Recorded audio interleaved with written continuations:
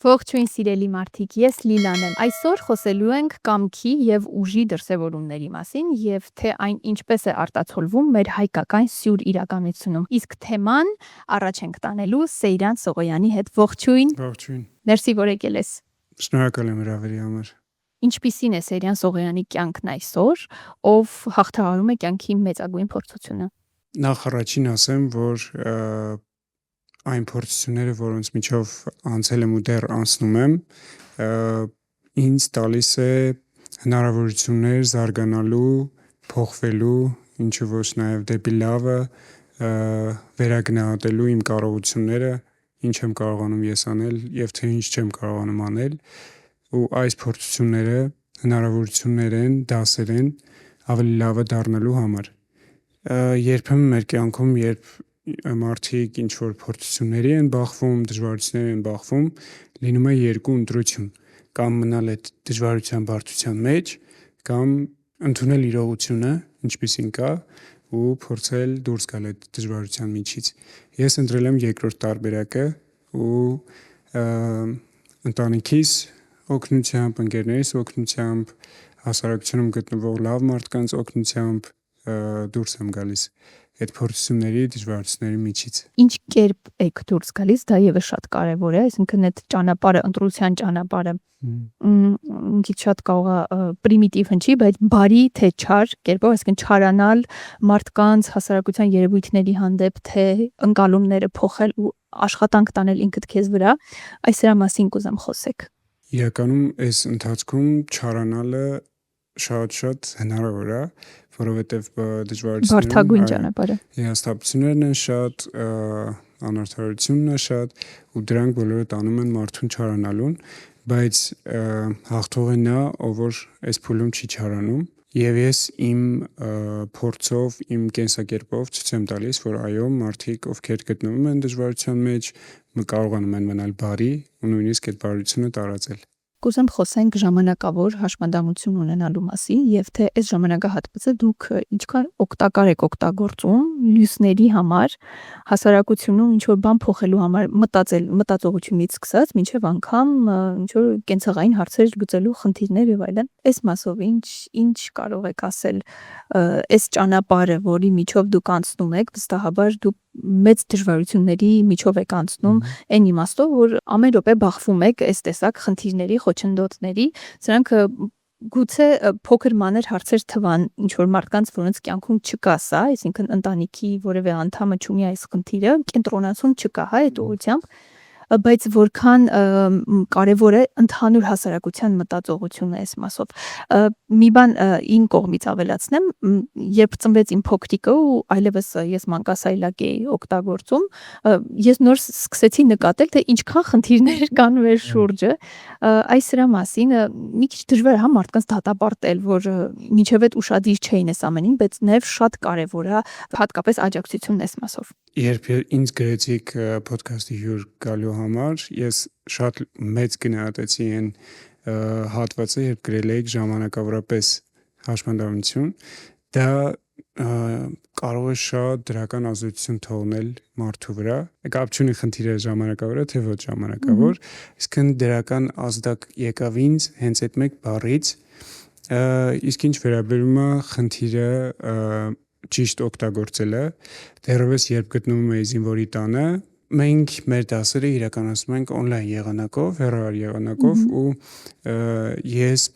պարապմունքների հետ միաժամանակ միանում էի դասերին,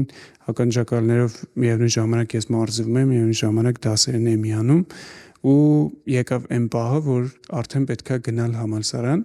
բայց ես գիտակցում եմ, որ համալսարանը հարմարեցված չէ ընդհանրապես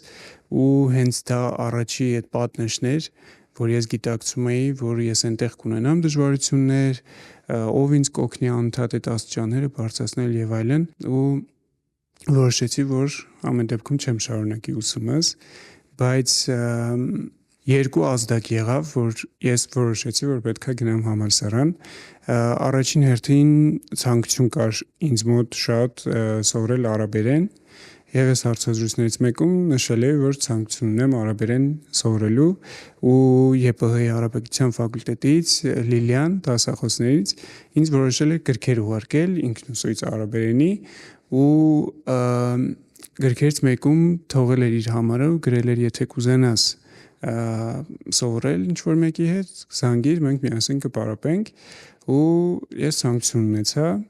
արդեն սկսեցինք պարապել զինվորի տանը ու ինքը տարավ նրան անընդհատ ինձ համոզում էր, որ չէ, պետքա դու համալսարան գաս, քիչ-քիչ իր մոտ ստացվեց ինձ համոզելը։ Այսինքն տարկետման մեջ էիք դուք այդ ընթացքում։ Արդեն հարցակուրտների ժամանակն էր, երկրորդ կիսամյակը ավարտվել էր, պետքա սկսվեր նոր կիսամյակը, իսկ երկրորդ ազդակը եղավ արդեն իմ շատ սիրելի ատամնաբուժների ընտանիքը, Լևոնովնան մեկ անգամ խոսակցություն եղավ, երբ զինվորությունից մեզ տանում էին մեր ատամները զննելու համար, այդ ժամանակ խոսակցություն եղավ նորից համալսարան կրթությունը շարունակելու համար ու իրենք առաջարկեցին, որ չէ, ոնց կարող ես բաց թողնել, մանավանդ որ դժվարություն այդ բաժին ընդունվելը շատ դժվար էր իմ ժամանակաշրջանում, իհարկե հիմա մի քանի բաներ փոխվել են ընդունելության կարգում։ Ամեն դեպքում այդ երկու ազդակներն էլ ինձ օգտակար եղան ու ես որոշեցի, որ այո, ես պետք է շարունակեմ կրթություն շարունակել ոչ միայն իմ համար, այլև այն տղաների, ովքեր ցավոք սրտի չհասցրեցին, հենց իմ ընկերը Վահեն, իմ կուրսընկերը, ով հիմա ցավոք սրտի մեզ հետ չի ու շատ նպատակներ մենք ունենք, որոնք իմ կրթության շնորհիվ ես կարծում եմ կիրականացնել։ Եվ արդեն սկսեցինք քայլեր ձեռնարկել համալսարանում թեքահարթակների տեղադրման, զինվորի տան ու համալսարանի հետ համատեղ։ Առաջին թեքահարթակը տեղադրվեց իմ ֆակուլտետում։ Այսինքն դուք եք եղել են մարդը, ում շնորհիվ թեքահարթակներ են։ Բրավո։ Առաջ թեքահարթակը տեղադրվեց միջազգային հարաբերությունների ֆակուլտետում, հանրային կառավարում բաժնում, որտեղ որ ես սովորում էի, ու արդեն եկավ երկրորդ դժվարության փուլը ադապտացվել ուսանողության շրջաններում, որտեղ բոլորը այնպես էին նայում, կարծես թե ես Մարսից եմ իջել, դե բնականաբար դա հասկանալի էր, որովհետև անսպասելի էր սայլակով մարդու տեսնել համալսարանում չհարմարեցված։ Ընդհանրապես համալսարանը չուներ փորձառություն որևէ անվասայլակով մարդու ուսանող չկար։ Կարծում եմ չէ, եթե չեմ սխալվում։ Եվ հենց երկրորդ դժվարությունը հենց դա էր ուսանողության մեջ ինտեգրվելը, բայց այդ փուլն էլ հաղթարեցի շնորհիվ իմ կուրսընկերների, որոնց համար ես լրիվ սովորական նույն մարդն էի, ոնց որ իրենք ինձ հենց այդ վերաբերմունքն եմ ես ցանկանում, որ մարդիկ տարանջատում չմտցնեն, ինչ որ մեկը խնդրով է, թե որովհետև երբեմն նաև խնդրով մարդիկ առավել են կարողանում անել, քան սովորական մարդիկ։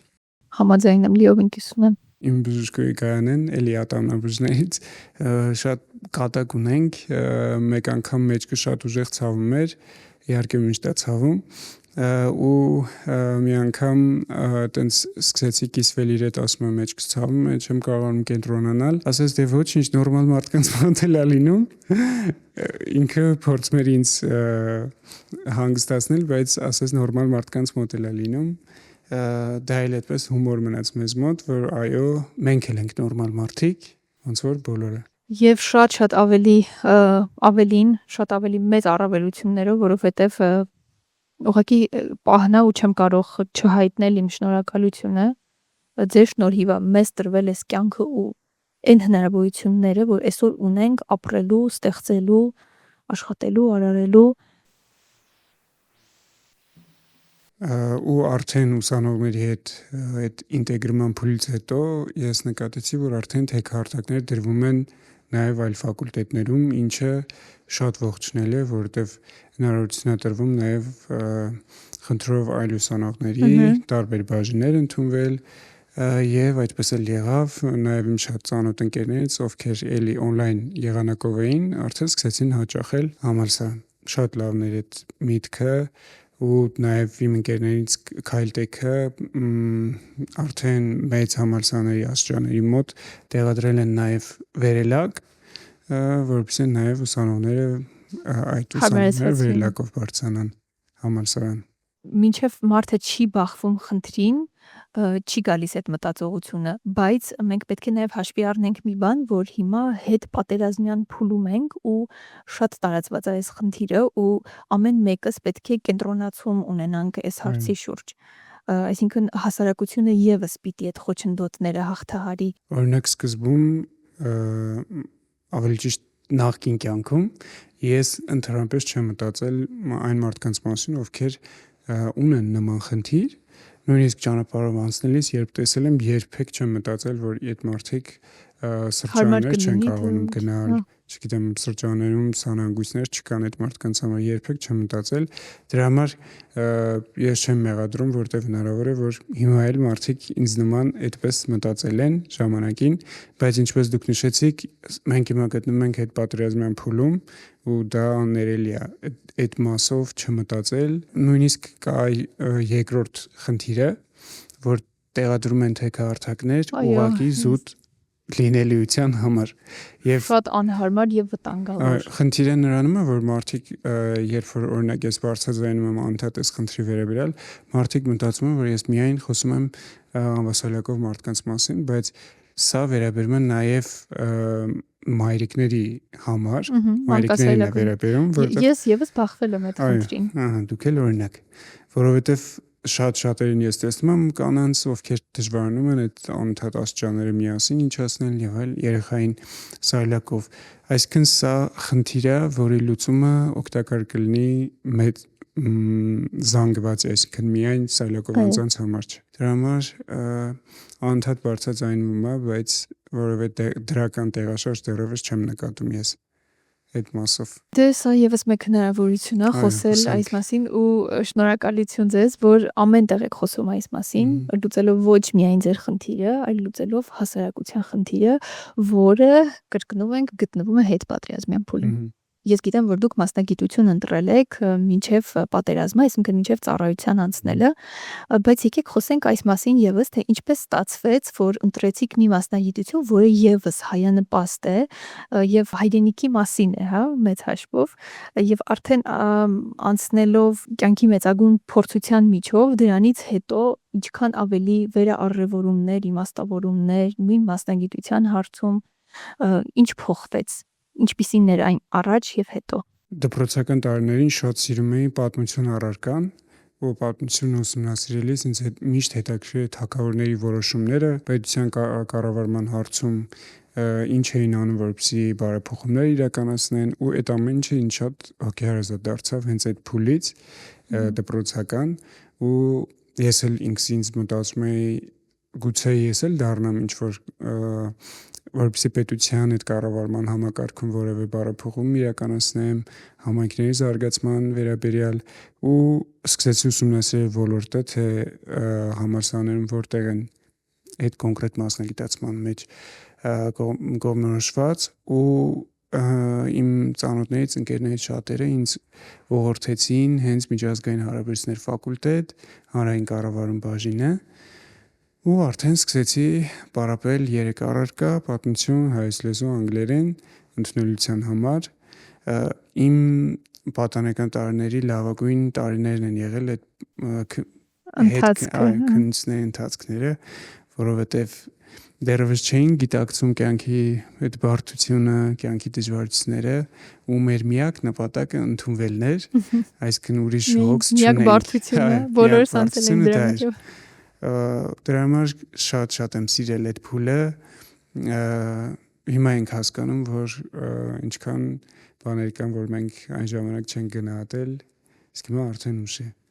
Ու ի վերջո, երբ ընդունվեցի համալսարան այդ բաժինը, հասկացա, որ դա այն տեղն է, որտեղ որ ես պետքա լինեմ, ու սկսեցի մասնագիտանալ իմ մասնագիտության մեջ, բայց 1 սովորելուց հետո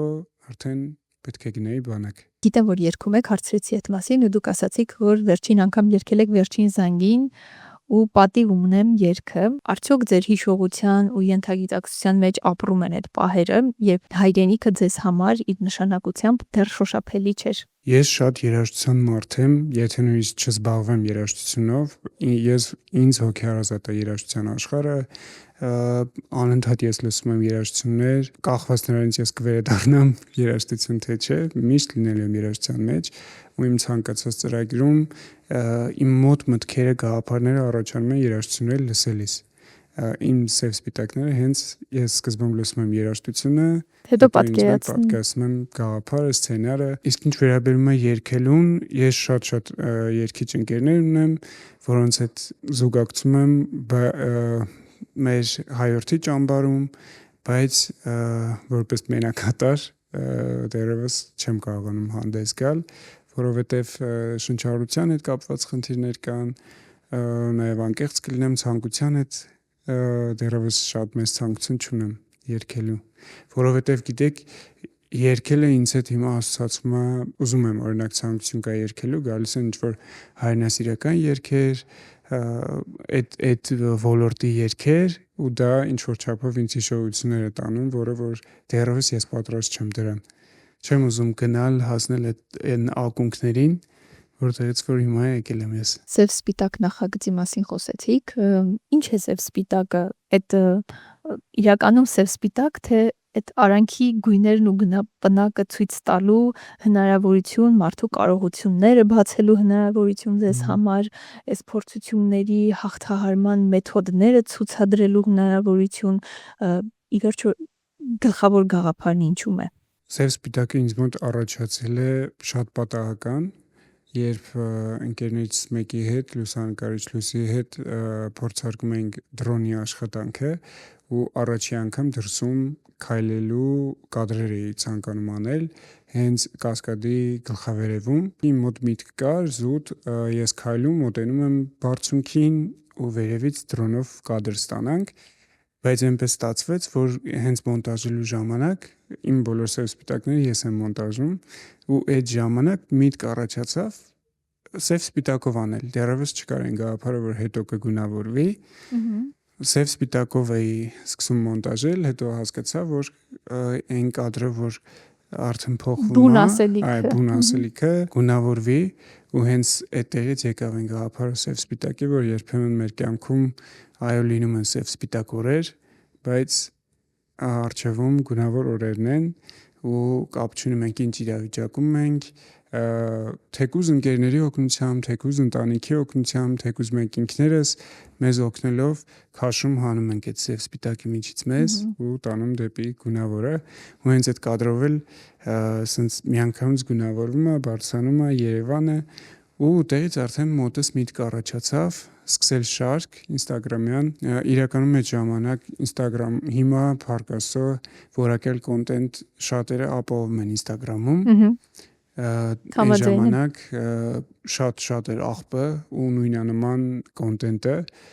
ու ինձ մոտ ցանկություն կար մարդկանց ոչ միայն մենակ զվարճանքով ու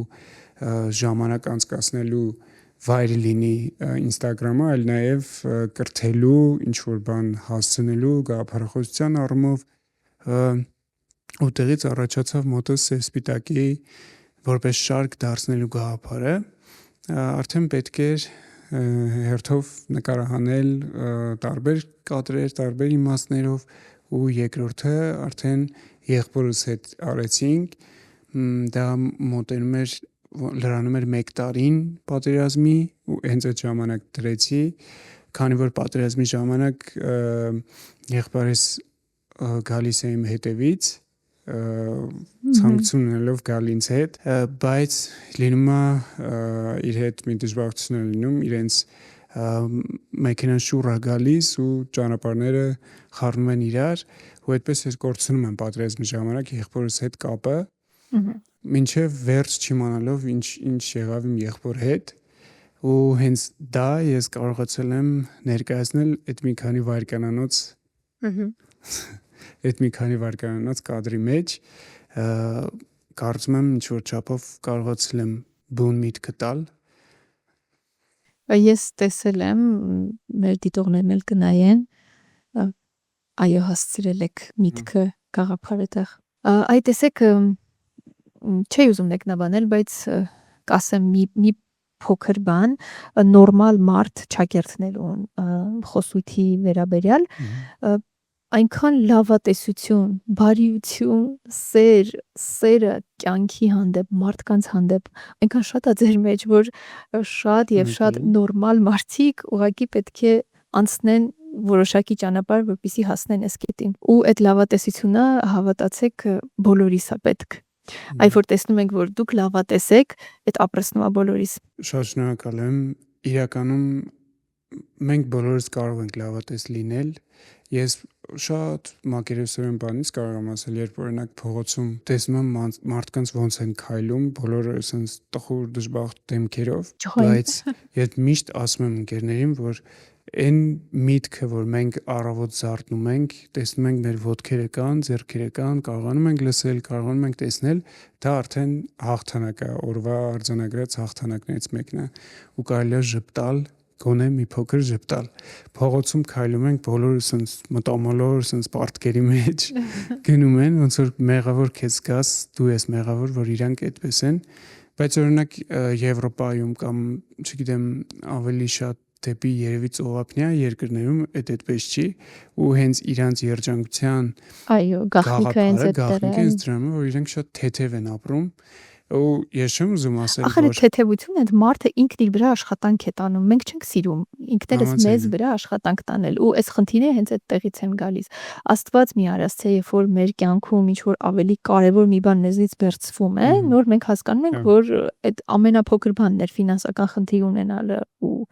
մի շարք այլ խնդիրներ, որոնք մենք առաջ ունեինք ու այսպես էինք ապրում։ Ուղղակի իմ ասած թեթևությունը ես չեմ ուզում, որ սխալ հասկանան, որ ամեն ինչին կարելի է թեթև նայել։ Կան հարցեր, որոնց այո, թեթև չի կարելի նայել, բայց հենց մեր ազգի խնդիրը նա է, որ առասարակ կիրառվող այդ քաղաքական տեխնոլոգիաները, օրինակ սոցիալական կայքերում ինչ որ մի հատ բում է լինում, հասարակությունը սկսում է քննարկել այդ թեման, որը տևում է ամենաշատը մաքսիմում 10 օր, հետո վերանում է այդ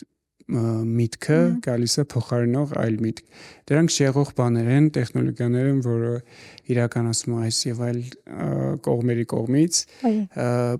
Դրա համար իմ ասածը այն է, որ պետք չի դրանց, պետք չի ուշադրություն դարձնել, որովհետև կան շատ ավելի կարևոր բաներ,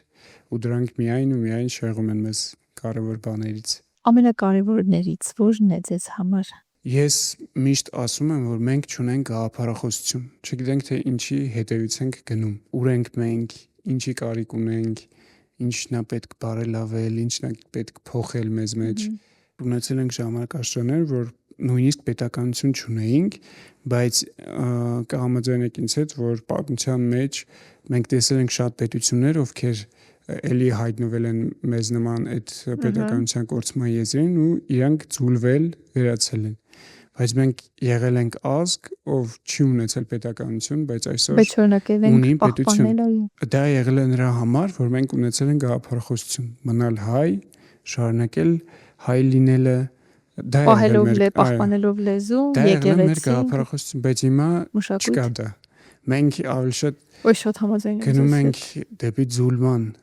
Ես չեմ ասում, որ ամենավտանգավոր ճանապարհին մոդեռնիզացման մեջ ենք մենք հիմա գտնվում, այդ գնալ ժամանակակիցի հետևից։ Ես չեմ ասում, որ պետք չի լինել ժամանակակից, բայց միևնույն ժամանակ պետք չի կորցնել հայեցի լինելը, հայ լինելը։ Կարելի է ժամանակակից ձևով ներկայացնել այդ ամեն ինչը, բայց միևնույն ժամանակ չկորցնելով մեր արժեքները, մեր ազգային ինքնությունը։ Այո, ինքնությունը։ Հայ հասարակության մի ստվար զանգված կորցրել է կամքը, հետևաբար նաև ուժը։ Այս երևույթը քննարկելով կամք ուժ, սովորենք չէ մենք ասել կամքի ուժ, բայց սրանք տարբեր երևույթներ են։ Կամքը ծնում է ուժ ըստ իս, ու եթե չկա այդ կամքը, չի կարող լինել ուժը։ Ինչպես եւ ինչից հետո մենք հասանք սրան եւ ինչպես լուծել այս հարցը, ապրելով այս հասարակության մեջ, մենք էլ մարդիկ ենք, որ ուզում ենք ինչ-որ մի բան փոխել ու դեպի լավը դարձնել։ Ես կարող եմ ասել ամենահասարակ օրինակներից, օրինակ իմ շրջապատում ընկերներ ունեմ, ովքեր որոշում են քաղցրից հրաժարվել, դա էլ է կամք, ու իրենց մոտ ստացվում է մոտ 1, 2, 3, 4 օրը արդեն էլ չեն ձգում, այսպես ասած, դա խոսում է կամքի կներես չեմ կարող ասեմ ինքն էլ ատենց անում 4 օրը շատ է 1 օր դա իրականում կամքի ուժի դրսևորման ամենապրիմիտիվ օրինակներից մեկն է, որ կարող եմ այս բանը ասել, եւ իրականում կամքի ուժը ինձ հաճույք է տալիս, երբ որ ես կարողանում եմ հրաժարվել, երբ որ տեսնում եմ տեսլականը, այսինքն գիտակցորեն պատկերացնում եմ ես ինչի համար եմ գնում, զոհաբերելով ինչ-որ բան։ Կետը տեսնելով, ու այո, երբեմն ես համաձայն եմ ծուլություններ անում եմ, իրականում դա կապված է մարդկային հողերեն, իրականում կապված է մեջքից ցավերի հետ, երբ որ ես ունեմ պարապմունք, բայց հետ եմ գցում, որտեղ մեջքից ցավում է, բայց երբեմն լինում է, որ ես ասում եմ, եթե ես ամեն անգամ հարմարվեմ մեջքի ցավերի հետ, դրանք կշարունակվեն, ես ոչինչի չեմ հասնի։ Դա հենց խոսում է կամքի ուժի մասին։ Երբ որ մենք չենք հարմարվում, չենք այդ կոմֆորտ զոնայի մեջ չենք մնում, փորձում ենք դուրս գալ։ Ու այստեղ կա երկու տարբերակ՝ մոտիվացիան ու դիսցիպլինան։ Մոտիվացիան կարող է գալ եւ գնալ, բայց կարևորը մնալ այդ դիսցիպլինար ֆոնի վրա։ Մենք այս մասին խոսել ենք մեր էպիզոդներից մեկում։ Միշտ մոտիվացված լինելը բարդ է, բայց երբ որ մենք ունենք հստակ գրված դիսցիպլինա, որ պետք չէ խախտել, պետք է գնալ ստեղ, այժմ պետք է անել սա, դա արդեն հստակ պլանավորում է ու հետագայում դա ավելի հետաքրքիր է դառնում, երբ որ դու ունես հստակ պլանավորած ռեժիմ, քան որ սպասես, որ անընդհատ քեզ խթանող ինչ-որ մի բան գա, որը որ կարող է եւ չգա, այդպես էլ։ Դուք մինչև այս փորձությունները, կյանքի փորձությունները, որոնք առաջ եկան ձեզանում, տեսնում եք այսքան պոտենցիալ կամքի եւ ուժի, դուք պատկերացնում եք, որ ձեր ներսում ապրում է այսքան պոտենցիալ կա։ Չէ, իրականում, որովհետեւ ես իմ ընտանիքի անդամները երբ որ տեսնեն այս ոդքասթը կհամաձայնեմ, որ ես այսքան ընտանեկան աշխատանքների մեջ չեմ սիրել լինել, ես սիրում եմ մնալ իմ կոմֆորտ զոնայի մեջ, ինքս ինձ համար չեմ սիրել որևէ այդ աշխատանքի մասնակցել, չգիտեմ ինչ-որ գործողություններ անել, շատ բազմազբաղ մարդ եմ եղել, այդ առումով չեմ ասում, ուղղակի այդ կամքի ուժի վերաբերյալ եմ ուզում խոսել, որ առաջ ես չեմ նկատել իմ մեջ այդպիսի բան, բայց հիմա, երբ որ ես այս իրավիճակում եմ, ինձ անընդհատ գալիս է միտքը, որ այս իրավիճակը ինձ դուր չի գալիս, ես պետք է ժամ առաջ փրկվեմ այս իրավիճակից ու անում եմ ամեն ինչ, որպեսզի դուրս գամ։ Ու առաջ երբ որ ես էլ եմ անընդհատ տանում գնում դեպի հետ, որպեսզի հասկանամ արդյոք ես այս բնավորության գիծը առաջ էլ ունեի, արդյոք ես փոխվել եմ, իրականում մարդկային շատ վերաբերմունք, մարդկային բնավորության գծեր չեն փոխվել, բայց նպատակները, ցանկությունները, ապրելակերպը բնականաբար փոխվել է ու դա իր հերթին տանում է նոր կամքի ուժի դրսևորման։ Ու երբ որ ես նաև նայում եմ ընտանիքի անդամները ոնց են տենց ծածուկ նեղ սրտվում իմ համար, որ ինչ որ բան չի ստացվում, ես դրանք շատ լավ նկատում եմ, հասկանում եմ ու դա էլ է ինձ համար խթան հանդիսանում, ինչ որտեղ դա նաև էլի մարդու բնավորությունն է կախված, որտեղ մարդիկ կան, որ դա իրանց խանգարում է, անընդհատ օգնության ձեռք մեկնելը, ես ընկերներ ունեմ, ովքեր չեն սիրում, որ իրենց օգնում են, էլիս հայլակով ընկերներ, չեն սիրում, որ իրենց օգնում են որևէ հարցում։ Դե բաներ կան, որ ես էլ չեմ սիրում, որ օգնում են, բայց ես խնդիր չունեմ այդ առումով, այսքան փողոցում ինչ որ մի հատ հեքահարթակի դժվարություն եմ անցանում, դժվարությունը մոտս առաջանում, ես խնդիր չեմ տեսնում մարդուն ասելու կներեք ինձ կօգնեք, ստեղ բարձրանամ։ Դա կարծում եմ միակ բանն է, որ մեր ազգի մեջ դեռևս մնացել է իրար օգնելը, իրար սատար կանգնելը առանց որևէ շահի դիմաց ու այդ բնավորության գիծը շատ լավն է մեզ մոտ, լավ արտահայտված է, բայց նաև կան մի ստվար հատված, չեմ կարող չասել, որ նայում եմ ու հասկանում եմ, որ դու իրոք օգնության կարիք ունես, բայց անտեսում են։ այո, անտեսում են կամ դնում են իրենց չտեսնելու, այսինքն չնկատելու են տալիս, գուցե երևի ինչ որ գիտակցական խնդիր կա այդտեղ, մտածում են երևի միգուցե ես թույլ չեմ տա որ ինձ օգնեն, ես էլ այսինքն չեմ մեղադրում, այո, բայց ամեն դեպքում այդ բնավորությունից պետք է օգնություն խնդրել եւ օգնություն խնդրելու մեջ ոչ մի խնդիր չկա։ Ու իսկ հիմա եթե վերադառնամ արդեն այս երկրորդ կյանքի կամքի ուժը վերաբերյալ, շատ մարդիկ են եղել խթան, MC մարդիկ ովքեր իմ իրավիճակում են եղել, այսինքն մարդկանց, որոնց ես նայել եմ ու հասկացել եմ, որ ես մենակ չեմ։ Դա ինձ շատ է օգնել, այսինքն գտնվել մի վայրում, որտեղ բոլորը քեզպես են ու իրանք էլ ունեն նույն խնդիրը ու իրանք էլ են պայքարում, որ հասնեն հաջողության ու առաջին մարդը ով ինձ ես վստահ կարող եմ ասել, որ առաջի խթանը անցածը ոտքի կանգնելու դա Հենրին է եղել, զինվորի տանը ում հետ միասին շատ բարդ ու հետաքրքիր ճանապարհ ենք անցել, միևնույն պալատում ենք մնացել։ Մի ժամանակ, երբ որ առաջին անգամ Երևանից տեղափոխեցին զինվորի տուն, ես միշտ պարկած էի, այսինքն նստել չէր թույլատրվում, բնականաբար ցանկություն կար, հենց այն պահին, երբ որ Հենրին մտավ իմ սենյակ, կինոներում որ ասենց կամին փչում է, այդտենց որ տեսա ինքը ինչ ակտիվ է, սայլակով, ինչեր է անում, բարձրանում է, իջնում է, ասենց, ու իմ մեջ ասենց երազանքի նման բան ձևավորվեց, որ տեսնես Աստված ջան, ես էլ իրա նման կլինեմ, մի օր ես էլ կկարողանամ իրա նման ասենց ջռնիկներ անել, սայլակով, ինքը ամեն ինչ անում էր ու ես իմ մեջ ասենց խթան անցածա, որ այո, ես էլ կարամ իրա նման։ Ստացվեց այնպես, որ մենք միասին ենք սկսել մարզվել, ես ու Հենրին, ու դա ինչ որ չափով օգնեց ինձ մրցակցային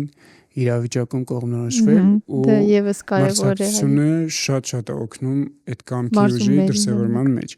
Երբ որ դու տեսնում ես, որ դիմացինդ խեղճանում է ինչ որ մի բանում, դու այդ քեզ համար բան է դառնում, որ ահա ինքը քանի թույլ է, ես այս պահը օգտագործեմ, ես առաջ գնամ ու մեզ, չգիտեմ, ամենահասարակ ժիմ անելուց, չգիտեմ, ինչ որ մի հատ վարժություն անելուց, ես հաղթելու ցանկությունն է մարդու։ Քանակապես ես ձգտում եի իրան, որովհետև ես մի հատ հետ էի գնում, հիշում եի, ես որտեղ էի, ինքը որտեղ, ես պարկած, ինքը նստած, ու հետո ես անում էի բաներ, որ ինքը չէր կարողանում անել։ Դա է հենց ինձ համար այդ մրցակցային ֆոնը։ Այ առողջ մրցակցության լավագույն օրինակն է սա։ Ու հետո ես իրան անկեղծ շնորհակալ եմ եղել դրա համար, որ ամբողջ ընթացքում մեր միջև ոչ մի կոնֆլիկտ չի եղել մեկս մյուսից առաջ անցնելու, որովհետև բաներ կար, որ ինքը ինձանից ավելի լավ էր անում, բաներ կար, որ ես իրանից էի, բայց մենք միշտ ձգտում ենք սովորել միմյանցից, հետին միտք չունենալով, միմյանց օգնելով, միևնույն ժամանակ ես հատուկ սարքերով քայլում էի, ինքը անընդհատ իմ հետևից ուղեկցում էր, հետո հակառակը միմյանց քաջալերում ենք, այդ դա է պակասում իմ կարծիքով։ Սա փոքր օրինակ եմ ես բերում, երկու հոգու օրինակ եմ բերում, բայց այդ երկու հասարակության վրա պրոյեկտվել կարա դառնա հասարակություն ու պատկերացրեք, եթե մեկս մեկին այդպես ու կապ չունի, մեկը կարմիրը, մեկը կապույտը, սև սպիտակ չեմ ասում, պետք է այդ աջակցությունը իրոք շատ պետք է ինչ որ մի կետին հասնելու ու պատկերացրեք, եթե ես իրան չաջակցեի, ինքը ինձ չաջակցեր ու մենք մնայինք այդ, որովհետև այո, լինում էին պահեր, որ հիասթափվում էի, ոչինչ չէի ուզում անեի, փակվում էի իմ սենյակում, ոչ մեկի չէի ուզում տեսնել, բուժքույրերը մտնում էին, ասում էի գնացեք, չեմ ուզում, բայց լինում էր պահեր, որ ընդամենը իր հետ խոսելով կամ նաև նույնիսկ բուժքույրները, մարզիչները խոսում էին, հասկանում էին մեր դրությունը, որովհետև չլինելով իծնե ծնված խնդրով ու գիտակցելով, որ ինչու ոչ նաև, չգիտեմ, չես վերադառնալ նախկին կյանք, դա մեծ դժվարություններ ու հենց իմ առաջի հիասթափությունը եղել այն ժամանակ, երբ որ սայլակը բերեցին ու ես պետք է նստեի սայլակի վրա, դա եղել է իմ կյանքի մեծագույն հիասթափությունների օրը, որովհետև ես դեռ սենց երազանքներով լի կյանքով էի ու մտածում եմ, որ այս ոչինչ մի երկու օր է, հաջորդ օրը ես կքայլեմ Առաջին կետներ իրականության հետ բախվելու առաջին։ Ու եթե չլինեին իմ ընտանիքի անդամները, չգիտեմ ես այդ պահին ինչ էի անելու։ Ձեր կամքի ուժի դրսևորումները ինձ հայտնի է դարձել ընդհանրապես Instagram-յան հարթակից, այսինքն պատկերացրեք, թե դա ընդհանրապես ձեր կյանքի չնչին տոկոսն է, հա, բնականաբար բոլորս գիտակցում ենք, թե ինչ փոքր հատված ենք մենք ցուցադրում մարդկանց, եւ այդ ամենը տեսնելով ես այնքան վստահ եմ, որ գալու է այդ օրը։ Երբ որ տեսա ձեր այն հրապարակումը, որ ձեր առաջ դրել եք խնդիր, որ պետական քննության ժամանակ դուք պետք է կանգնեք ու հերթով դուք ձեր առաջ դնում եք խնդիրներ, այսինքն ունեք գլխավոր մեծ նպատակ, որը հայտնի է բոլորիս, բայց մինչև այդ նպատակին հասնելը այդ մանր կետերով հերթով անցնում եք, Աստված շատ օրհնի ձեր Շնորհակալ եմ բոլորիս այն ճանապարհը, որ դուք անցնում եք։ Թող բոլոր դժվարություններն իջիկ վերանան ու վերջապես վայելեք այս ամենի պտուղները, որ ամենօրյա դիսցիպլինար աշխատանքի շնորհիվ դրել եք ձեր առաջ այս խնդիրները։ Շատ եմ շնորհակալ։ Ես ուզում եմ նաև ասել, որ այս փուլում նաև ինձ շատ օգնել են հակառակը ասող մարդիկ, ովքեր ինձ ասել են, որ ես չեմ կարող։ Մոտիվացիայի։ Այո։ Սև աղբյուր։ Այո, այդպես կարելի ասել, մարդիկ, ովքեր ինձ ասել են, դու չես կարող, ցավոք սրտի, սա է, գնա հարմարվի, էսա հիմա ունենք այն ինչ ունենք, այդ մարդիկ ինձ այնքան են օգնել իրականում այս կյանքում, որ ես շատ մեծ ցանկություն ունեմ Աստծո կամոք, երբ որ ես սկսեմ լիարժեք քայլել, ես ուզում եմ քայլելով մտնել իրենց մոտ ու ասել ես շատ շնորհակալ եմ ձեզ, որ դուք չհավատեցիք ինձ, դա էլ իր երկրորդական կողմը ունի, ասեմ ինչու, որտեվ միգուցե ես չկոտրվեցի, բայց կան մարդիկ, ովքեր կոտրվում են այդ խոսքերից ու այն մարդիկ, ովքեր դժվարին իրավիճակում են, դա շատ սխալ է, երբ որ դու իրանց իրականությունն ես ներկայացնում։ Միգուցե այո, ես այդ փուլում չունեի այն պոտենցիալը, որ իրանք տեսել են իմ մեջ, բայց կարծում եմ պետք չի ուղիղ ձևով մարդուն ասել։ Ես էլ եմ համամիտ այդ մասով ու վերջի շրջանում բժշկությունը, չգիտես ինչի, որոշել օրինակ բերենք, լրի ուրիշ քաղցկեղ ախտորոշվում ամառու ու անմիջապես ասում են երբեմն դեպքեր ա եղել առանց համաձայնեցնելու ընտանիքի անդամների հետ ու միայն այդ ստրեսը, որ մարդ անընդհատ դա դառնում է կպչուն միտք իր համար, արդեն հետագա կյանքի համար, ուղղակի արագացնում է process-ը։ Այո, ես համաձայն եմ այդ մասով, պետք է շատ զգույշ լինեն բժիշկները ու ինչ որտեղ լինեն շատ մարդկային եւ հոգեբանորեն մոտենան հարցին։ Իսկ օրինակ մեկ այլ բժիշկ, երբ որ Մոսկվայում էի հետազոտության համար գնացել, ինքը շատ գրագետ ու խելացի ձևով ինձ ներկայացրեց իրավիճակը, ինչ խնդիր է իմ մոտ, ու ինքը ասեց ես, կոպիտ կարող եմ ասել, բայց ասեց ես ով եմ Աստծո առաջ, որ քեզ հիմա որևէ բան ներկայացնեմ։ Հույսի լավագույն դրսևորումը։ Ինքը ինձ ասեց, որ քո բուժողը միայն դու ես, դու կարող ես քեզ բուժել, ես հիմա քեզ կարող եմ ասել դու դուռը կբացես, քայլելով կգնաս, բայց ինչքանով է դա հնարավոր, եթե դու ոչինչ չանես դրա համար։ Դա ինձ ավելի օգնեց հասկանալ, որ այո, ամեն ինչ իմ ձեռքում է, քան որ ես սպասեմ, որ բժշկությունը ինձ այդ բժիշկին կբուժի։ Մենք գտնվում ենք Stella Beauty Bar-ում։ Մինչ դուք կվայելեք ձեր ամերիկանոն կամ էսպրեսոն էսթետ մթնոլորտում, Stella Beauty Bar-ի մասնագետները կօգնեն ձեզ պատրաստվել կյանքի ամենակարևոր իրադարձություններին։ Մատնահարդարում, ոդնահարդարում, վարսահարդարում, դիմահարդարում, թարթիչների հոնքերի լամինացիա, բիոտատուաժ, ձևավորում եւ շտկում։ Արի Stella Beauty Bar։ Բոլորս այն գիտակցման ենք, որ պատերազմն այսօր եւս շարունակվում է ու պատերազմ է անգամ այն, որ երկու հայ մարդ կարող են մի փոքր բանից վիճել ու այդ ամենը ավարտվի սպանությամբ։ Դա ավելի ցավոտ է լսել, քան օրինակ պատերազմի դաշտում որևէ իրադրություն։ Կուզեմ այս մասին խոսեք, ինչ քայլերով հասնել ներազգային համերաշխության ստեղծել այդ հարմոնիան մեզանում, որպեսզի բացառենք նման դեպքերը, որովհետև կրկնում եմ, մենք գտնվում ենք հետպատերազմյան բուժիչ, հա, ինչ որ փուլում հասարակությունը բուժման ընթացքի մեջ է ու պետք է մաքսիմալ հոգատարություն միմյանց հանդեպ դրսևորել, ուշադրություն, հոգատարություն, բայց տեսնում ենք հակառակ պատկերը։ Ըստ ձեզ, խնդիրները որտեղ են եւ եթե տեսնում եք քայլեր, խնդրում առաջ բերեք դրանք։ Ես գուցե մի քիչ այս խնդրի վերաբերյալ պեսիմիստ Երևան, բայց իմ կարծիքով այդ մարդիկ չեն փոխվում ու իրանց փոխել հնարավոր չէ։ Իրականում ասեմ ինչու նախնդիրը, նախ համար մեկ խնդիրը որ տանում է դրան, դա խոսքի ազատության, այսինքն ոչ թե խոսքի ազատության, այլ չափից դուրս ազատության ու դրա ոչ պատասխանատու, այսինքն պատասխանատվություն Սոցիալական չկրելու մեջ, պատասխանատվության եւ ես կարծում եմ դուք ուզում եք ասել անձնական տարածքը հատելու սահմանների մասին։ Եթե դա պատասխանատվության չի ենթարկվում ու պատժելիություն չկա, մարդիկ դրանից օգտվում են ու հիմա մենք դրա բերքն ենք քաղում, այսինքն երբ որ չկա պատժելիություն, չկա վերահսկողություն, չկան ձևաչափեր, չկան ստանդարտներ, դրա համար էլ մենք ունենք այն ինչ ունենք։ Բայց ես ուզում եմ ասել, որ այն մարդիկ, ովքեր ցանկանում են օգնել, այն մարդիկ, ովքեր պատրաստ են ի նպաստ հայրենիքի անել ամեն ինչ, այդ մարդիկ միշտ կան, այդ մարդիկ միշտ մեր կողքին են ու հիմա մենք, չգիտեմ, գիտեք թե չէ, հայորդի նախագծի մասին Իհարկե գիտեմ։ հայորդին իմ կերվաչեն հիմնադրել է ու բոլորս այդտեղ հավաքված բոլորս էլի եմ ասում ամեն մեկը պատերազմից տուժած անձինք են, ովքեր շատ հեշտությամբ կարող էին հիասթափվել այս հայրենիքից, կարող էին ոչինչ չանել, բայց ինչ եմ սա ասում, որ մարդիկ չմտածեն, որ հայրենիքը սիրում են միայն այն մարդիկ, որոնց պատերազմը ոչինչ չի հարել ու իրանք պատրաստ են անընդհատ նվիրվել հայրենիքին, սա նրա մասն է, որ նույնիսկ պատերազմում դժվարություններ կրած, կյանքը կորցրած, առողջությունը կորցրած մարդիկ պատրաստ են մնալ հայրենիքի կողքին։ Ու հայորդին դրա վառ օրինակն է, որտեղ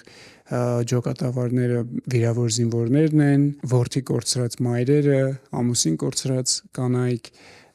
հայր կորցրած աղջիկները, հայորդին հենց դրա մասին է, ու որտեղ որ ամեն մեկը պատրաստ է օգնել, աջակցել ու ցավոք սրտի լինում են պահեր, երբ ունենում ենք ֆինանսական աջակցության խնդիր, բայց մեկ էլ մի հատ շատ մեծ քանակությամբ ֆինանսական աջակցություն է ստացվում, որ դա մեր անկեղծ աղոթքների շնորհիվ է, երբ որ մենք ունենք իրոք լրջորեն խնդիր ցանկություն լուծելու այդ խնդիրը ու տրվում է, միանգամից տրվում է։ Հիմա հայորդին իր մեջ նախաձեռնել է շատ այլ խնդիրներ, այսինքն միայն ճամբարի մասին չէ հայորդին հենց այդ մարդկանց կողքին լինելը մինչև վերջ, մինչև իրանց հասուն լինելը երեխաների մասն է խոսքը, իրանք ամեն շաբաթ կիրակի հաճախում են, շփվում են միմյանց հետ, դպրոցի այո, որովհետև մարդիկ կան, որ ասում են միգուցե պետք չի իրենց մի շրջապատում պահել, իզոլացնել, հա, որովհետև երբեմն դա կարող է խնդիր հետո այդտեղից դուրս գալ ու այլ իրականությունում հայտնվել է, բայց դա ես ուզում եմ եւս մեկ անգամ ասել, որ այդտեղ նաև իրանք շփվում են հասարակության մեկ այլ շերտի հետ ու անընդհատ այդ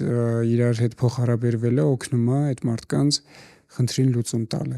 որովհետև առանց դրա հնարավոր չի այս բարդ իրավիճակը հաղթահարել, առանց միմյանց օգնելու, առանց միմյանց աջակցելու, ու ես կարող եմ ասել, որ այն մարդիկ սոցիալական հարթակներում, որ անընդհատ տարածում են, օգնում են, իրանք չեն հասկանում, թե ինչքան մեծ գործ են անում, ու հետո հաստատ Աստված դա հաստատ հաշվի առնելու է, այո։ Ինչ են սովորեցնում մեզ կյանքի փորձությունները, մեկ ուրիշ անկյունից եթե նայենք հարցին, այս դեպքում փորձությունները տանում են մեզ հա ինչ որ ճանապարհով, որևէ մեկը կամք է ձևավորում, որի հետևանքով ուժեղանում է, ինչ որ մեկը թուլանում է ու այդպես է չի կարողանում վերականգնվել, բայց մենք հետ պատերազմյան փուլում մի իրավիճակում ենք, որ անհատները կրեցին այս փորձություններն իրենց մաշկի վրա, բայց ընդհանուր, եթե ընդհանրական նայենք հարցին, իրականում հասարակությունը պետք է նայի անհատներին եւ հետեւություններ անի եւ որքանով ենք մենք որպես անհատներ եւ հետո վերջում արդեն նաեւ հասարակություն անում հետեւություններ եւ փորձում սովորել այս ամենի ճանապարհին։ Իրականում փորձությունների ժամանակ շատ կարևոր է մարդիկ, թե ովքեր են այդ ժամանակ ձեր կողքին, ինչ ձևով են իրենց դրսևորում,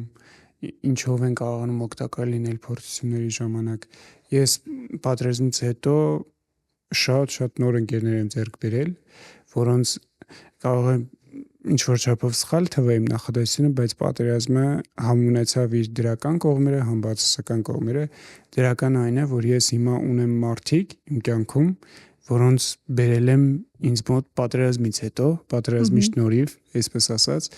ու չեմ կարող շնորհակալ չլինել Հելենին, ով Ամերիկայից հատուկ մեզ համար, զինվորների համար ուներ այնտեղ կայացած բիզնես,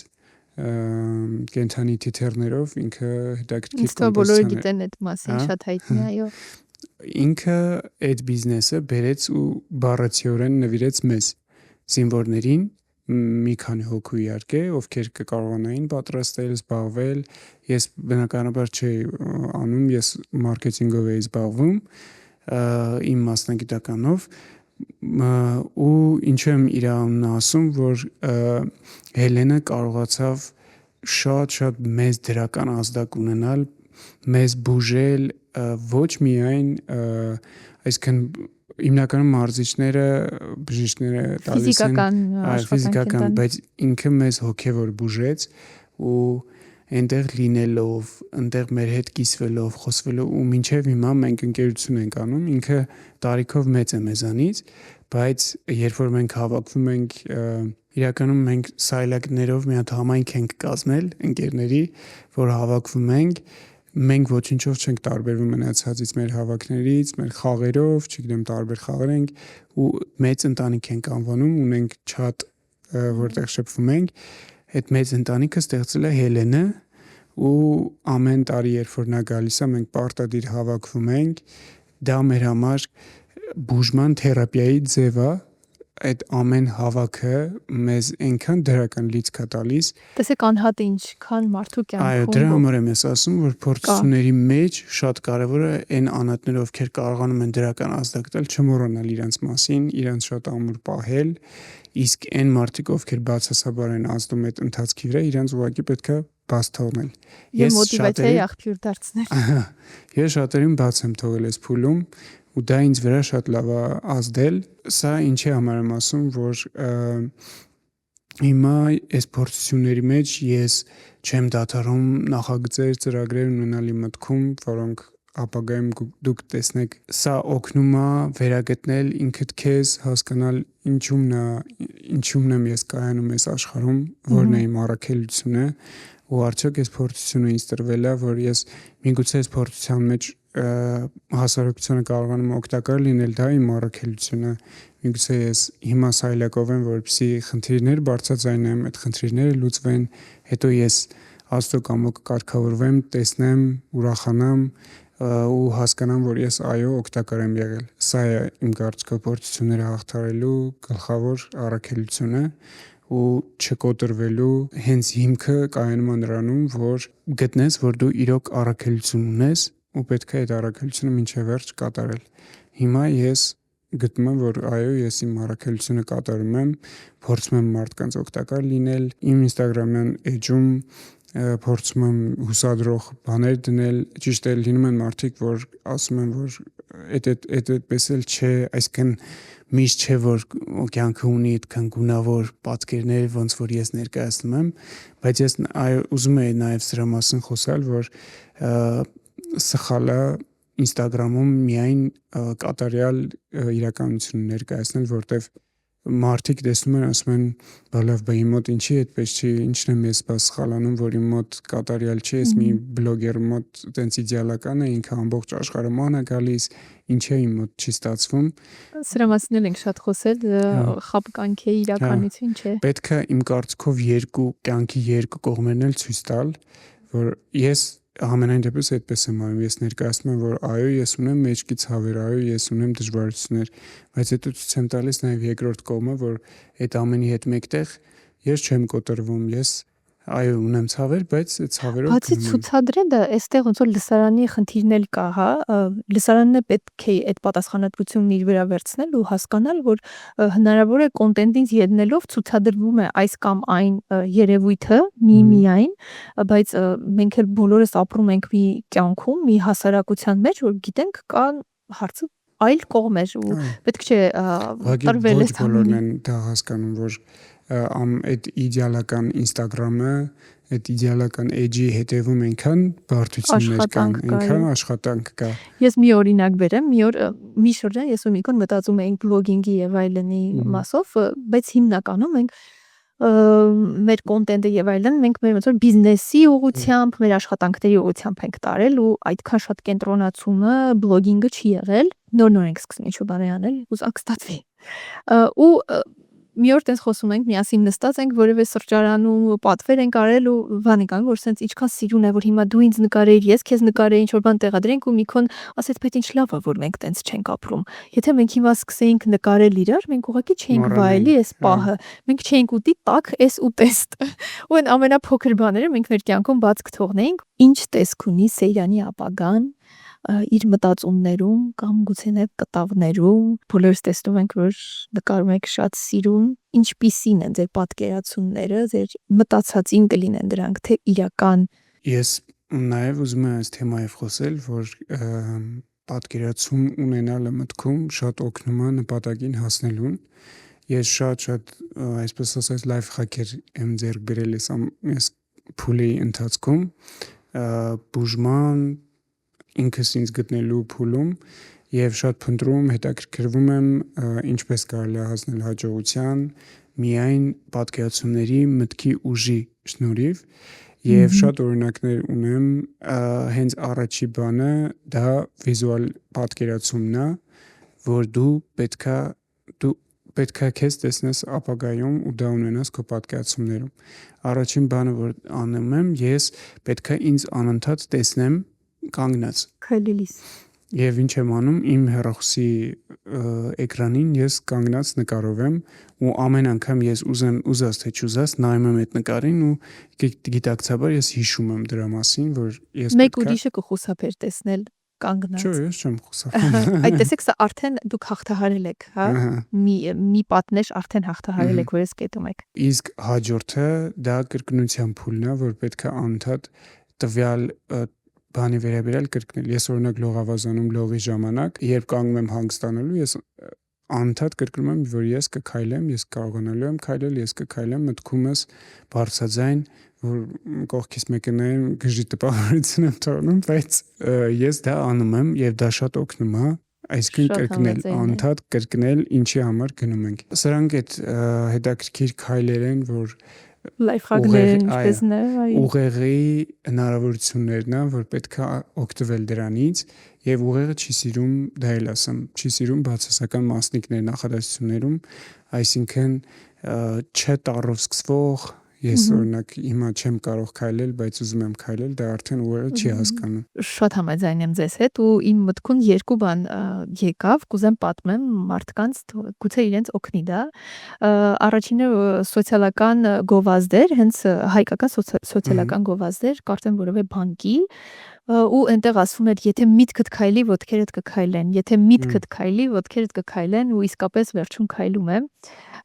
Իսկ երկրորդը մի հոդված մի օր կարդացի, մի փոքր երեխա գլխուղեղում ուռուցք կա ու այդ մասին իմանալուց հետո հայրը իրեն ասում է, որ յուրաքանչյուր օր դու պատկերացրու, որ քո գլխուղեղում կա մի ավելորդ մասնիկ եւ կա մի ինքնաթիռ, ով գալիս է ու ներխուժում է այդ մասնիկի մեջ։ Ու ամեն անգամ, երբ որ պայթում է այդ մասնիկը երեխայի լեզվով եւ պայթում է դա, իր հետ ինքնաթիռը մի փոքր կտոր տանում է։ Ու ամեն օր երեխան կատարում է այդ գործողությունը ու վերջում հաղթահարում է քաղցկեղը։ Դա արեց ինքը ուղեղը, այսինքն ոչ մի բուժող քիմիական որևէ միջամտության, ուղղակի զուտ հավատք, ուղեղի հետ աշխատանք։ Այո, ես հավատում եմ դրան։ եւ առասարակ մեկ էլ շատ կարեւոր է այս ամեն ինչում չմոռանալ հավատ առ Աստված, որովհետեւ Գլխավորն ու կարևորը։ ինձ համար կարևոր գլխավորը այո, ինչու ոչ այս փորձությունները Աստված տալիս է, որպեսզի հասկանա ինչքան ուժեղ ենք մենք, ինչքան կարողանանք գոյատևել այս փորձության մեջ ու արդյոք մենք այդ փորձություններում չենք մոռանա իր մասին։ Համաձայն եմ շատ, բայց այստեղ էլի վերադառնանք նախորդ հարցին, երբ որ տրվում են այդ փորձությունները կրկին անգամ ուզում եմ ասել, որ տրվում են անհատներին, բայց հասարակությանը սովորեցնելու համար։ Այստեղ ինչ որ չափով թվում է անարդարություն կա, եւ գուցե կա այդ անարդարությունը, բայց այ հասարակությունը որքանով է իրեն պատասխանատու զգում այս ամենից հետո եւ պետք է մտածել այս մասին։ Իրականում հասարակության մի ստվար հատված մտածում է դրա մասին, մտածում է, որ այս մարդիկ գնացին կյանք զոհաբերեցին, առողջություն զոհաբերեցին, որովհետեւ մենք ունենանք լավ օր, վաղվա օր, ոչինչ քիչ են, այդ ստվար հատվածը քիչ է, բայց երևի մինչև նա որ մենք գոյատևում ենք, այս երկիրը գոյատևում է, հենց այդ քիչ հատվածի շնորհիվ է, ու այն վատ հատվածը վաղ թե ուշ սպառելու է իրան, ես վստահ եմ։ Օրեր առաջ ձեր Instagram-յան story բաժնում տեսա, որ մի երեկույթի եք հրավիրված, որտեղ ցուցահանդես էր ու ասացիք, որ կա մեծ ցանկություն, որ ինչ որ մի օր դուք էլ կունենաք ձեր ցուցահանդեսը, այս մասին խոսեք, որ տարիքից եք նկարում, ինչ է ձեզ համար նկարելը եւ նկարելն ու հայրենիքը երկուստ եք ձեր պատկերացումներում եւ ձեր արդեն նյութականացված կտավներում։ Երբ եմ սկսել նկարել, մանկապարտեզից երևի սկսել եմ նկարել, իմ նկարելու ոգեշնչման աղբյուրը եղել է մայրս։ Հիմա ասեմ ոնց, երբ որ ես փոքր ժամանակ տեսնում էի այսքան կենցաղը ինձ շատ հետաքրքրում էր ու լվացք փռելը, այսինքն ես դա նկարում էի իմ պատկերացմամբ ջրի կաթալը շորերի վրայի, մամայի ոտների հետքերը գետնի վրայի ու այդ նկարը մինչև հիմա մենք պահել ենք, երևի թե իմ Մենք կտեսնենք ստեղ այդ նկարը։ Կտամ, հա։ Եվ հենց այդ վառ, որ հիշվում է ինձ մոտ առաջի այդ նկարել հասկացողություն, հենց այդ նկարից է գալիս, ու մի հատ էլ հետաքրքիր պատմություն կար, հիշում եմ փոքր ժամանակ դպրոցում մրցույթ էր նկարչության, ու պետքա ամեն մեկը իր պատկերացումները, չգիտեմ, հետաքրքիր նկար նկարեր, ու այն նկարով, որը որ կախտեր, կտպագրվեր թերթում, այն ժամանակ դեռևս այդ սոցիալական կայք բան, այսինքն թերթը մեզ համար բան էր, որ մեր անունը կգրվի թերթում, հա։ Ու հիշում եմ մեր տանը մի հատ ծածկոց կար, որի վրա արջ էր, թե շուն, լավ չեմ հիշում։ Ես հենց այդ նույնը նկարել էի,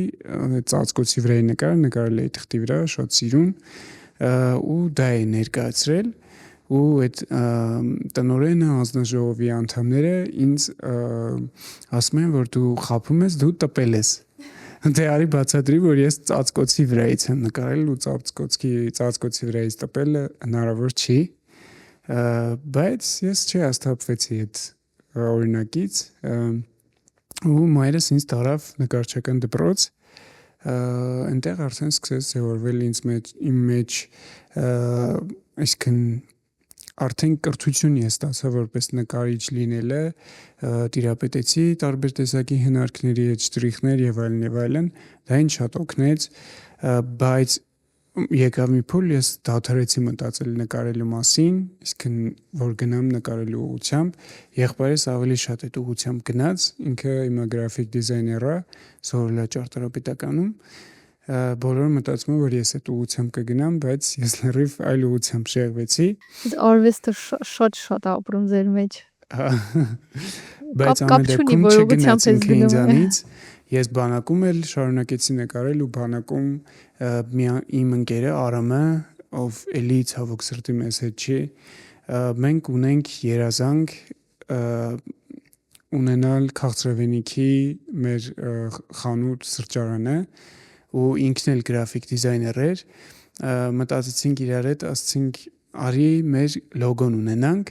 ու միասին նկարեցինք այդ լոգոն, որը որ ես էլի մինչև հիմա պահպանում եմ ինձ մոտ։ Դա էլ աստծո կամոք, եթե Աստված կամենա, դա էլ ես իրականացնեմ։ Իսկ ո՞նց է պահպանվել լոգոն, գրպանում ա եղել։ Իմ մտքում է սկզբում պահպանվել լոգոյի ձևը, ու ես շուտ դա արել եմ, որ չմոռանամ։ Հիմա դա էլի ինձ մոտ պահպանված։ Դե ցավոք սրտի չէի կարող բնօրինակը պահել, որտեվ մեր գումարտակը այլևս չկար։ Ու դա ուզում եմ ասել, որ ճիշտ է, ես չեմ եղել որպես նկարիչ, բայց այդ ոնց որ դուք էլ ասացիք, դա ինձանից չէր կարող գնալ, ու օրերից մի օր ես որոշեցի, որ ես այդ տաղանդը պետքա չկորցնեմ իմ մեջ ու պետքա ցույց տալ։ Դա էլ է թերապիայի ձև, ինձ թվում է շատ օգնում հիմա հատկապես։ Ինձ ոչ մի ցավազրկող չի օգնում, բացի նկարելուց, հենց սկսում եմ նկարել, մոռանում եմ ես ցավերի մասին։ Մի օր որոշեցի, որ կարելի է դեմքին նկարել, բայց ես չէի ուզում դա տեղադրել, ես զուտ իմ էլի ինձ համար դա փորձություն էր, որ ես կարողանամ օրինակ դեմքից նկարեմ, որովհետև դա հայլային էֆեկտով դժվար է նկարելը։ Ես ունեք ունեմ այդ խնդիրը, հայլային էֆեկտով դժվար է։ Միևնույն ժամանակ նայել հայլու մեջ, հետո դեմքին շատ դժվար է նկարելը, բայց որոշեցի նկարել ու առաջին նկարը Սարյանի Հայաստանը նկարեցի ու որոշեցի որ տեղադրեմ։ Ես տեսել եմ, սա գնացեք դուք էլ նայեք։ Ընդհանրապես չէի մտածում, որ այդքան հիմա 5 միլիոն դիտում ունի համարյա։ Չէի մտածում, որ նա առասարակ ես դիտումներին այդքան չեմ նայում։ Ես դա անում եմ զուտ ինձ համար։ Ես որ մտնում եմ մեջ նայում եմ, ինձ շատ դուր է գալիս։ Ու այդպես արդեն սկսեցի նաև դա շարքի վերածել, ու ես հասկանում եմ, որ մարդիկ սիրում են շարքեր, այսինքն անդադ սպասել հաջորդին, ու այդպես գնաց Այվազովսկի։ Սերիալային մտածված։ Այվազովսկի, հետո արդեն ժամանակակից։ Իսկ ինչ վերաբերում է ցուցահանդեսին, դա մեծագույն ցանկություն է, որը պետք է վերածել նպատակի։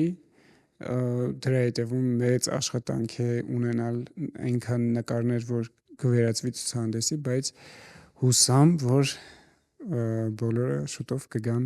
իմ ցուցահանդեսին։ Հետաքրքիր ձևաչափ եմ ես մտածում, որ չլինի բոլորի նման, բոլոր ցուցահանդեսների նման, էլի ինձ բնորոշ ինչ-որ տարբեր բան լինի, որ մարդկանց միայն չգան նկար տեսնեն, այլ ինչ-որ բան տա իրենց ցուցահանդեսից հետո։ Մենք սպասում ենք արդեն գործի անցեք։